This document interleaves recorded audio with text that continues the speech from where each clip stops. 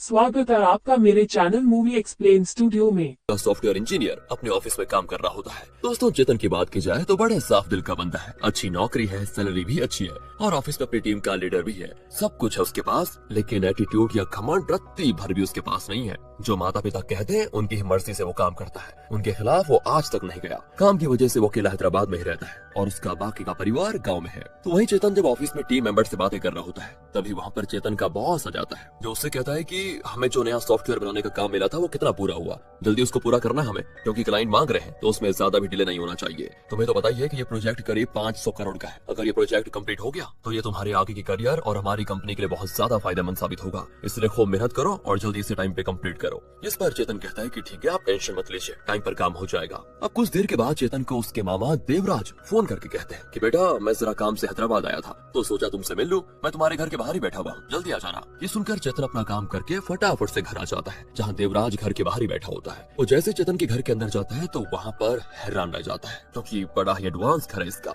एक बार ताली बजाने से पंखे चालू हो जाते हैं, तो 2 बार बजाने से लाइट्स। ये सब गाँव का कोई इंसान देखेगा तो उसको तो जादू जैसा ही लगेगा ना, इसलिए देवराज हैरान रह गया था। तो वो चेतन से उसके काम और सैलरी वगैरह के बारे में पूछता है। चेतन कहता है कि सैलरी मेरी 2 लाख है, हफ्ते में 5 दिन काम करता हूँ, ज्यादा टेंशन वाला काम नहीं है, बहुत बढ़िया है। ये सुनकर देवराज एकदम से हैरान भी और खुश भी होता है कि बड़ी अच्छी बात है। देवराज की एक बेटी है मीना। देवराज चाहता है कि उसकी बेटी की शादी चेतन से हो जाए, इसीलिए वो बहाने से उससे मिलने के लिए आया था, ताकि चेतन के बारे में जान पाए कि चेतन किस कदर का लड़का है। इसलिए वो गांव आकर तुरंत अपनी बहन यानी कि चेतन की माँ को फोन लगाकर रिश्ते की बात करता है कि देखो बहन, मुझे चेतन बहुत ज्यादा पसंद है, अगर तुम्हें या चेतन को आपत्ति नहीं है तो हम इस रिश्ते को आगे बढ़ाना चाहते हैं। ये सुनकर चेतन की माँ खुश हो जाती है, क्योंकि मीना की माँ बचपन में मर गई थी। तब से चेतन की माँ ने मीना को अपनी बेटी की तरह पाल पोस कर बड़ा किया और उसकी सारी जिम्मेदारी उठाई। इसलिए वो चेतन को फोन करके उसकी और मीना की शादी की बात करती है। कहती है कि बेटा तुम्हें मीना पसंद है ना?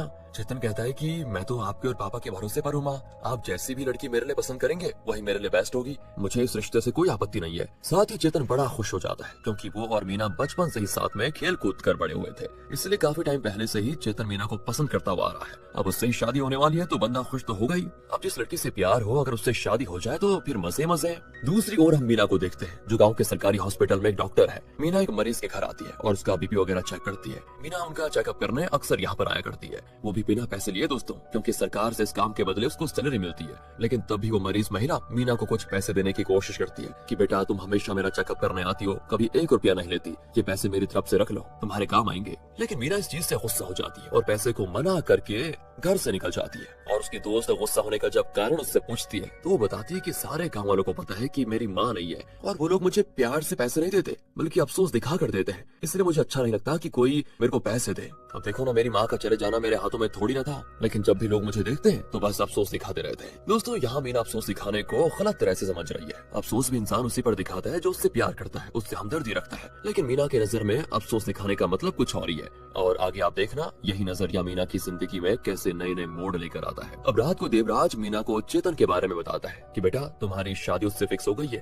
वो सॉफ्टवेयर इंजीनियर है और बड़ी अच्छी सैलरी कमाता है, शादी के बाद अमेरिका जाने वाला है तो तुम भी वहीं पर शिफ्ट हो जाओगी। ऐसा लड़का किस्मत वालों को मिलता है। तो बताओ तुम्हारी क्या राय है इस पर? अगर तुम इस रिश्ते के लिए हाँ करती हो तो फिर कोई देरी नहीं होगी शादी कराने के लिए। ये सारी बातें सुनकर मीना भी इस रिश्ते के लिए मान जाती है। अगले सीन में देवराज अपने अंकल से आकर मिलता है और उन्हें भी मीना की शादी की बात बताता है कि देखो मैंने मीना के लिए सॉफ्टवेयर इंजीनियर लड़का ढूंढा है। दोस्तों देवराज के अंकल का बेटा शिवा नाम का लड़का है, जो खुद भी एक सॉफ्टवेयर इंजीनियर है और वो अमेरिका में काम करता है, लेकिन काम की वजह से वो जल्दी यहाँ पर नहीं आ पाता। तो देवराज ही अंकल का ख्याल रखता है, कभी कुछ जरूरत पड़े तो अंकल के घर जाना, अपनी खुशियों में उन्हें शामिल करना, ये सब देवराज करता रहता है। देवराज के वैसे पिता तो है नहीं, इसलिए वो अपने अंकल को ही पिता का दर्जा देता है। अगले सीन में चेतन काम से छुट्टी लेकर गांव पर आता है, ताकि शादी वगैरह निपटा कर मीना को साथ लिए रिटर्न हैदराबाद चले जाए। चेतन के घर में बिल्कुल खुशियों का माहौल होता है, और हो भी क्यों ना भाई, इकलौते बेटे की शादी जो है, इसके बाद दोनों परिवार के लोगों को आपस में बैठाकर शादी किस तरह से की जाएगी ये बातें होती रहती है। चेतन के रिश्तेदार वालों का कहना होता है कि हमारा बेटा काफी पढ़ा लिखा है, अच्छी नौकरी है, सब कुछ सेट है, तो कम से कम हम दहेज में 50 लाख लेंगे, उससे कम में तो शादी नहीं होगी। पर चेतन की माँ कहती है मीना भी हमारे हमारी बेटी की तरह है। अगर हमसे कोई हमारी बेटी के लिए इस तरह दहेज की बात करेगा तो हमें कैसा लगेगा पता है ना। इसलिए देखो, हमें दहेज में कुछ भी नहीं चाहिए। हम 1 रुपया भी देवराज की तरफ से नहीं लेंगे। उसी के साथ साथ शादी हमारे ही घर में होगी, क्योंकि हमारा गाँव का घर बहुत बड़ा है, उसमें शादी आराम से हो सकती है। और वैसे भी क्यों बिना वजह देवराज को परेशान करना। बेचारा फालतू में हॉल बुक करेगा, उसके पैसे फालतू खर्च हो जाएंगे। देवराज भी बड़ा खुश होता है कि ऐसा परिवार तो किस्मत वालों को मिलता है। इस चीज पर दोनों परिवार की सहमति बन जाती है और अच्छा सा मुहूर्त देखकर अगले महीने की 10 तारीख को शादी फिक्स कर दी जाती है। अब देवराज पूरे गांव वालों में ये बात फैला देता है कि मेरा दामाद सॉफ्टवेयर इंजीनियर है, 2 लाख महीने में कमाता है, मेरी बेटी को अमेरिका लेकर जाएगा। ये सुनकर सारे गांव वाले देवराज की तारीफों के पुल बांधने लग जाते हैं कि बड़ी अच्छी किस्मत है यार इसकी, हमारे लिए भी कोई ऐसा लड़का ढूंढ लो। इतनी तारीफ सुनकर देवराज पूरा नहीं समाता। यहाँ तक कि गांव वाले देवराज से ही अपने बच्चों का नामकरण कराने लग जाते हैं कि क्या पता देवराज के नाम रखने से उनके बेटे की भी किस्मत बड़ी अच्छी हो जाए। अगले सीन में चेतन का दोस्त उससे मिलने आता है, जो कि एक फोटोग्राफर है। वो शादी की पूरी फोटोग्राफी करने आया था। चेतन उससे कहता है कि देख, पहले तू मीना के पास जा और उससे कहना कि प्री वेडिंग शूट करना है। तो इसीलिए वो दोस्त मीना के पास आकर उससे प्री वेडिंग शूट के बारे में बताता है कि मतलब प्री वेडिंग शूट में क्या क्या होता है। साथ ही वो ये भी कहता है कि चेतन ने मुझे इसके लिए भेजा हुआ है। पर मीना दोस्तों यहाँ इसके लिए साफ मना कर देती है कि नहीं, मुझे ये सब नहीं करना, मेरा मन ही नहीं है। इसलिए चेतन भी मीना को फोर्स नहीं करता कि जिसमें मीना खुशी नहीं है वो करने से क्या फायदा। लेकिन उसका फोटोग्राफर दोस्त नहीं मानता। वो चेतन से कहता है कि देख भाई, भाभी तो नहीं मान रही, लेकिन तू चिंता मत कर, उनके यहाँ जो भी रस्म वगैरह की जाएगी उसकी चुपके से वीडियो बनाकर तुझे सेंड करता रहूंगा। ये सुनकर चेतन भी खुश हो जाता है कि ये तो मस्त प्लान है। अगले सीन में किसी अर्जेंट काम से चेतन का बॉस उसे ऑफिस बुलाता है और कहता है कि देखो, तुम्हें अभी अमेरिका जाना होगा, प्रोजेक्ट से रिलेटेड बहुत ही जरूरी काम है, तुम लीडर हो टीम के तो तुम्हें ही जाना पड़ेगा। याद है ना, ये हमारी कंपनी का सबसे बड़ा प्रोजेक्ट है, 500 करोड़ का, तो कोई भी बहाना नहीं चलेगा। चेतन कहता है कि सर, मेरी कुछ ही दिनों में शादी होने वाली है, मैं उसे छोड़कर नहीं जा सकता। बॉस कहता है कि देखो चेतन, शादी पोस्टपोन की जा सकती है, लेकिन अमेरिका में तो तुम्हें किसी भी हाल में जाना ही होगा। अगर तुम नहीं जाते हो तो मजबूरन हमें तुम्हें इस नौकरी से निकालना पड़ेगा। ये सुनकर चेतन एकदम से परेशान हो जाता है और नौकरी को छोड़कर घर आ जाता है, क्योंकि शादी पोस्टपोन होने से उसके माता पिता की इज्जत चली जाएगी, क्योंकि सारे दूर के मेहमान आ चुके हैं। अगर चेतन चला गया तो सब यही कहेंगे कि देखो, लड़का ही शादी छोड़कर चला गया। और चेतन की नजर में उसके माता पिता की इज्जत सबसे बड़ी है। चेतन ने ठान लिया होता है कि वो अब से गाँव में रहेगा और उसके पिता की तरह खेती वगैरह का काम करेगा, ताकि वो अपने परिवार वालों से दूर न रह पाए। अब जैसे जैसे शादी के दिन नजदीक आ रहे होते हैं, तैयारियां बड़ी जोरों शोरों से चलती है। चेतन की माँ मीना को भी कपड़े दिलाने के लिए अपने साथ लेकर जाती है और अपनी पसंद के कपड़े उसको दिलाती है कि बेटा, तुम्हारे ऊपर ये अच्छा लगेगा। बिल्कुल एक माँ की तरह वो बड़ी खुश होती है, लेकिन उसकी यही खुशी मीना से दिखती नहीं। उसे तो ये लग रहा था कि चेतन की माँ ये सब इसीलिए कर रही है क्योंकि मेरी माँ नहीं है, और चेतन की माँ बस मुझ पर दया दिखा रही है ये सारी चीजें कर कर कि इस बेचारी की माँ नहीं है। पर दोस्तों, ये सोच मीना की बिल्कुल ही गलत थी। अब कौन उसे समझाए। पर अगले सीन में देवराज को पता चल जाता है कि चेतन को नौकरी से निकाल दिया गया है और अब वो किसान की तरह अपने पिता के साथ काम करेगा। ये जानकर देवराज को सदमा लग जाता है कि यार ये सब क्या हो गया, क्योंकि उसने गांव वालों में बड़ी बातें फैलाई थी कि मेरा दामाद ये है, वो ये करता है, लेकिन अब सब खत्म। सोचता है कि मैं गांव वालों को क्या मुंह दिखाऊंगा। नहीं, ऐसा नहीं हो सकता, मैं ये शादी होने नहीं दूंगा। मैं कोई दूसरा लड़का ढूंढूंगा जो सॉफ्टवेयर इंजीनियर हो और 2 लाख महीने कमाता हो। अब शादी वाला दिन आ जाता है दोस्तों। दोनों परिवार के लोग मंदिर में पूजा करके घर की ओर जा रहे होते हैं ताकि वहाँ शादी कराई जा सके। डीजे का भी बंदोबस्त किया जाता है। तब इस डीजे में गांव का सबसे फेमस बंदा राजेश आता है। वो अपने दोस्तों के साथ डांस वगैरह करने के लिए आया था और वो काफी देर से बीच रास्ते में खड़े होकर अपने दोस्तों के साथ डांस कर रहा होता है, जिससे होता ये कि शादी में देरी होने लग जाती है। और जब बाराती में से एक बंदा उसको डांस रोकने के लिए कहता है तो वो घसीट के उसको थप्पड़ मार देता है कि डांस करते टाइम मुझे डिस्टर्ब मत क्या करो, समझे। ये देखकर चेतन को बड़ा गुस्सा आ जाता है और वो बढ़िया तरीके से राजेश और उसके साथियों की करता है धुलाई। लेकिन अब राजेश को मारने की वजह से पूरे गाँव के लड़के उठकर आ जाते हैं कि हमारे डीजे भाई को मारने की तेरी हिम्मत कैसे हुई। अब हम भी देखते हैं कि ये शादी कैसे होती है, हम ये शादी होने ही नहीं देंगे। आज ही शादी वाला दिन था दोस्तों, और आज ये तमाशा हो जाएगा ये किसी ने सोचा नहीं था, इसलिए आज के दिन तो शादी हो नहीं पाती। इस बारे में जब देवराज को पता चलता है तो वो बड़ा खुश होता है कि वाह, बिना कुछ की शादी रुक गई। तो वो राजेश को और भड़काता है कि देखो, उस चेतन ने तुम्हारी सबके सामने बेइज्जती की है, अब उसकी बेइज्जती करने का तुम्हारे पास टाइम है, ऐसा मौका बार बार नहीं मिलता। अब राजेश भी परेशान होकर सोचता है कि अभी ये तो लड़की का बाप है, इसे यहाँ पर मैटर सुलझाने के लिए आना चाहिए था, उल्टा ये मुझे और गुस्सा दिलाकर चला गया। ये क्या हो रहा है। राजेश को मारने के बाद गांव के सरपंच तक चली जाती है। एक तरफ परिवार के लोग थे और दूसरी तरफ राजेश के सपोर्टर। सरपंच दोनों तरफ की बात को सुनकर ये फैसला निकालता है कि अगर शादी करनी है तो चेतन को राजेश के घर आकर माफी मांगनी होगी, और अगर चेतन ऐसा करता है तो आज ही धूमधाम से शादी होगी जिसमें पूरा गाँव शामिल होगा। लेकिन अगर चेतन ऐसा नहीं करता तो शादी होगी ही नहीं। इस चीज पर दोनों तरफ के लोगों की सहमति बन जाती है। अब कुछ देर के बाद चेतन राजेश के घर तो आ जाता है, लेकिन माफी नहीं मांगता। वो कहता है कि मैं माफी मांगूंगा ही नहीं, और मैंने तेरी पिटाई भी शादी रोकने के लिए की थी, तो मेरा प्लान भी सफल रहा, इसलिए भूल जा कि मैं तुझसे माफी मांगूंगा। राजेश फिर परेशान कि यार, अब दूल्हा आकर कह रहा है कि इसको भी शादी नहीं करनी, तो जब दोनों तरफ के लोग शादी के लिए तैयार ही नहीं थे तो ये शादी कराई क्यों जा रही थी। इस पर चेतन के माता पिता उससे कहते हैं कि बेटा आखिर तू राजेश से माफी क्यों नहीं मांग रहा? देखिए शादी नहीं हुई ना तो मुझे मेरे परिवार की इज्जत की परवाह नहीं है। पर बेचारी मीना की इज्जत चली जाएगी कि शादी के दिन उसकी शादी टूट गई। ये सदमा मीना बर्दाश्त नहीं कर पाएगी बेटा, इसलिए जाकर राजेश से माफी मांग ले। और तब चेतन बताता है कि आखिर वो ये शादी क्यों रुकवाना चाहता है। दरअसल उसके फोटोग्राफर दोस्त ने मीना की एक वीडियो उसे भेजी थी जिसमें वो ये कह रहे थे कि नहीं करनी मुझे शादी। इतना अफसोस दिखाकर चेतन के परिवार वाले शादी कर रहे हैं मानो कि एहसान किया जा रहा हो मुझ पर। ये शादी नहीं मेरे लिए जिंदगी भर की फांसी का फंदा है। अगर ऐसे लोगों के साथ मैं रहूंगी जो हमेशा मुझ पर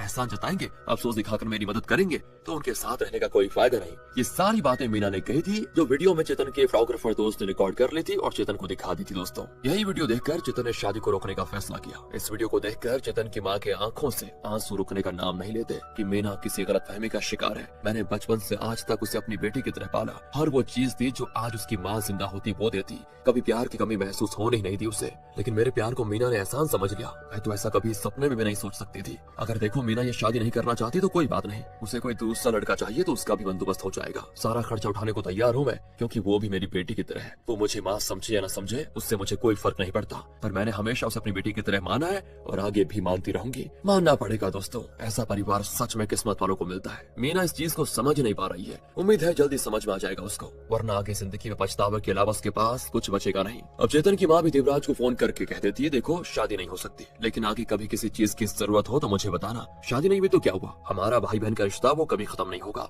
देवराज की तो मजे हो जाती है कि वाह अब सामने से भी रिश्ता कैंसिल हो गया, इसलिए वो सोचता है कि बस अब जल्दी से जल्दी कोई दूसरा सॉफ्टवेयर इंजीनियर लड़का ढूंढना है और उससे मीना की शादी करवानी है। और यहाँ चेतन अब अपने दोस्त के साथ खेती वगैरह सीखने लग जाता है, क्योंकि नौकरी तो गई, अब यही काम करने वाला है वो। उसको देखकर देवराज खुश हो रहा होता है कि अच्छा हुआ इससे शादी नहीं हुई, वरना मेरी बेटी को भी यही खेती करनी पड़ती। इसके बाद देवराज एक मैरिज ब्यूरो जाकर एजेंट से एक सॉफ्टवेयर इंजीनियर लड़के की डिमांड करता है कि जल्द से जल्द ऐसा लड़का चाहिए जिसकी सैलरी 2 लाख हो, अमेरिका में काम करता हो और सॉफ्टवेयर इंजीनियर हो। इसके लिए वो एजेंट को अच्छे खासे पैसे भी देता है। एजेंट कहता है कि टेंशन मत लो, 2-3 दिन में ही ऐसा लड़का ढूंढ कर ला दूंगा तुम्हें। दूसरी ओर मीना जब हॉस्पिटल में होती है तो बाहर से एक दूसरा डॉक्टर आता है जो बाकी डॉक्टर्स को स्पीच देने के लिए आया था। वो बताता है कि हमें हमारे मरीजों का अच्छे से ख्याल रखना है, उन्हें एक परिवार की तरह प्यार से ट्रीट करना है, ना कि उनके ऊपर अफसोस दिखाना है, समझे? तो मैं आपको एक कहानी सुनाकर अच्छे से प्यार और अफसोस का फर्क समझाता हूँ। एक बार एक राजा जंगल में शिकार करने गया और तब शेर ने उस पर हमला कर दिया। राजा घायल अवस्था में इधर उधर भागने लगा। तब एक बुढ़िया ने राजा को अपने घर पर बुलाया,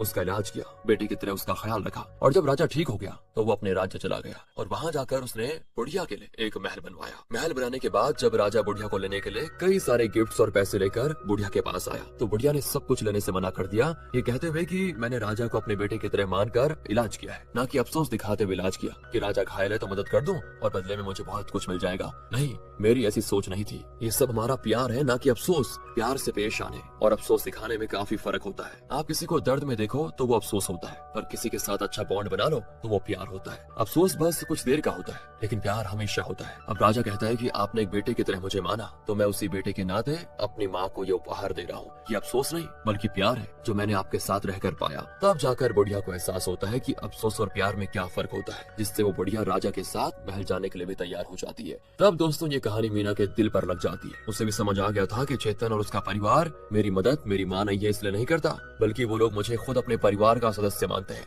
मैंने उनके प्यार को गलत समझ लिया कि मुझसे बहुत बड़ी गलती हो गई। अब जाकर दोस्तों मीना को एहसास हो गया है जो उसकी सोच थी वो सब गलत थी। मीना सबसे पहले चेतन के पास जाती है, उससे माफी मांगती है कि देखो मुझसे बहुत बड़ी गलती हो गई। आज तक मैं अंधेरे में जी रही थी, लेकिन आज मेरी आंखें खुल गई, इसलिए मुझे माफ कर दो। मैं सिर्फ तुमसे प्यार करती हूँ और तुमसे ही शादी करना चाहती हूँ। चेतन तो कब से ये सुनने को बेताब था। आज जाकर उसके दिल को जो खुशी मिली है ना वो बयां नहीं कर सकता। अगले सीन में देवराज के अंकल को अचानक हार्ट अटैक आ जाता है, इसलिए सारे लोग मिलकर उन्हें हॉस्पिटल लेकर जाते हैं। डॉक्टर का कहना होता है कि उन्हें बचाना बहुत ही मुश्किल है, इसलिए देवराज अंकल के बेटे शिवा को फोन करके उसके पिता की हालात के बारे में उसे बताता है और कहता है कि बेटा जल्दी आ जाओ, कहीं कुछ हो ना जाए तुम्हारे पिता को। शिवा कहता है कि देखिए अंकल मैं नहीं आ सकता, अगर मैं आ गया तो मुझे नौकरी से निकाल दिया जाएगा। पिछले हफ्ते कुछ लोगों को निकाला गया है, बस आप जितने पैसों की जरूरत है वो बता दो, मैं भेज दूंगा। सुनकर देवराज हैरान हो जाता है कि बाप हॉस्पिटल में एडमिट जिंदगी और मौत के बीच जूझ रहा है और इसको अपनी नौकरी की पड़ी हुई है। दोस्तों जिस चीज का सभी को डर था वही चीज हो जाती है। अंकल अब इस दुनिया में नहीं रहे, उनका देहांत हो जाता है सारे परिवार वालों को सदमा लग जाता है। सभी अंतिम संस्कार की तैयारी करते हैं, पर चिता को आग देने के लिए बेटे का आना तो जरूरी था ना।